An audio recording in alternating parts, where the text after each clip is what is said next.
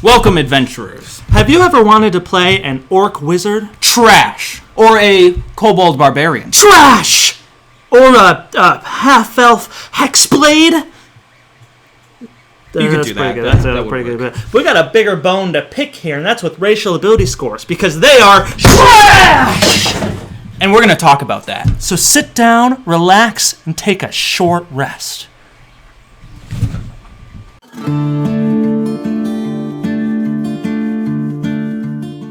So, as you could probably tell from our introduction, we do not like the racial ability score increases that are native with every race in the game.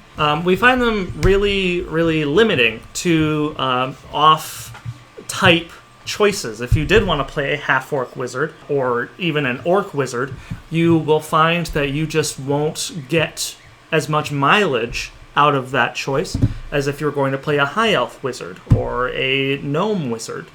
And I think that is a real detriment to the game. Yeah, I mean, there's nothing in the game that says that you can't play those things, but the way that they're set up, it's hard to be mechanically viable while also fulfilling the roleplay needs of that character. Right.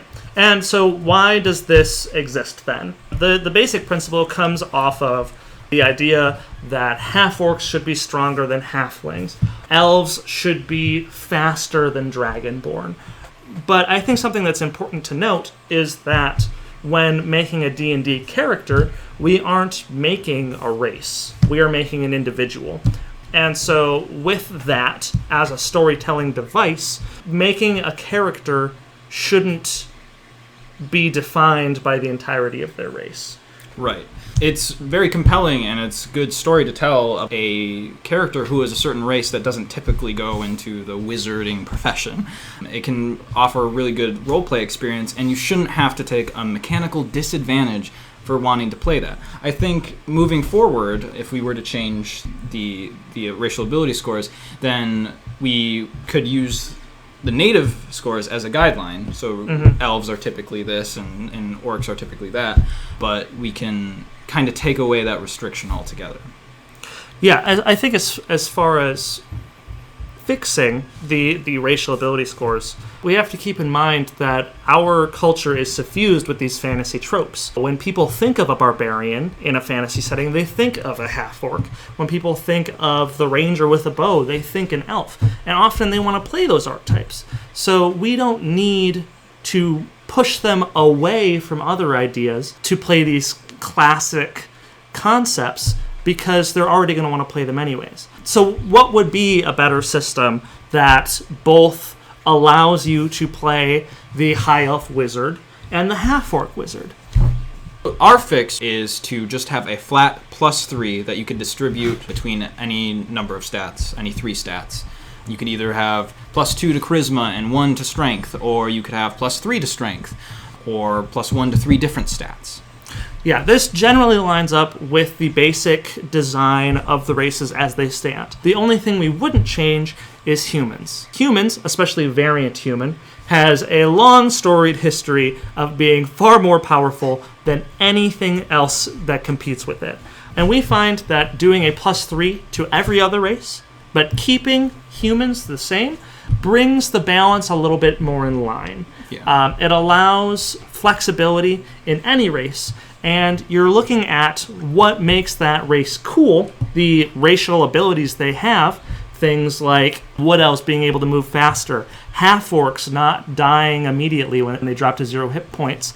You're looking at much crunchier mechanics than just trying to figure out what is optimal for your class. So we've tested these new racial rules a little bit in our own games, and something that we also added as an optional rule that complements this rule is that instead of taking +3, you can take +1 and a feat.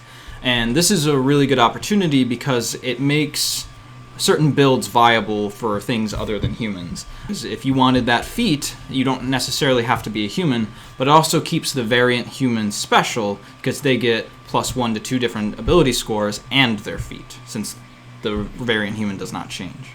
There are things to consider, however, if you're thinking about using this variant rule.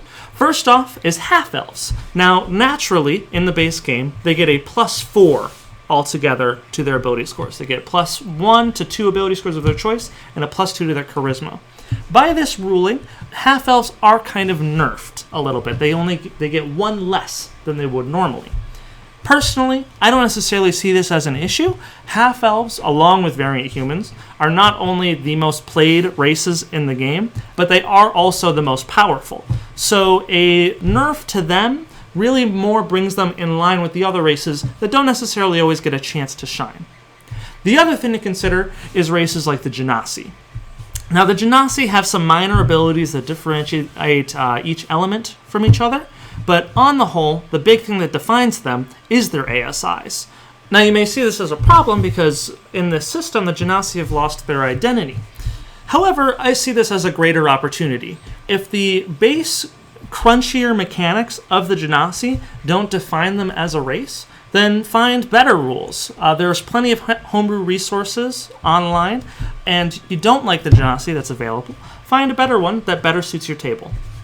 Another problem with this rule is potentially with new players. A lot of times we play with new players, and something that we like to do is ask them what kind of fantasy archetypes that resonate with them. So if they wanted to play a rogue, we can say, oh, perfect, you can be an elf or a halfling, and that really makes sense to them, and that's really some of their only options. So opening their possibilities to all the races can be very intimidating for someone who hasn't played the game before.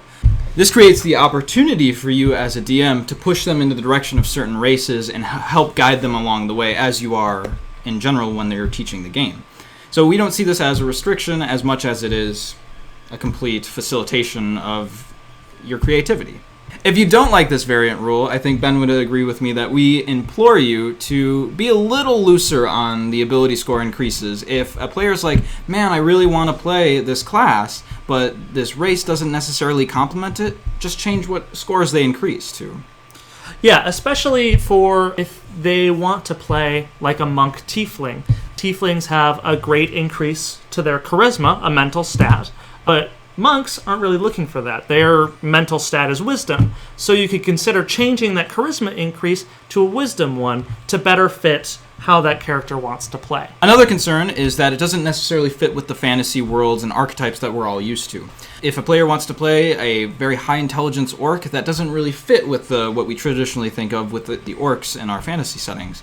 But a lot of us play in homebrew settings, and a lot of us are willing to change the world a little bit for players' backstories. So who says there can't be a subsection of wizard orcs that reside within somewhere in your setting? Now, some of you might be thinking that it doesn't matter what the mechanical increases to racial ability scores are, because if you want to RP something that's kind of off-brand, if you want to play an elf barbarian, then that's sort of the mechanical tax, that RP is greater.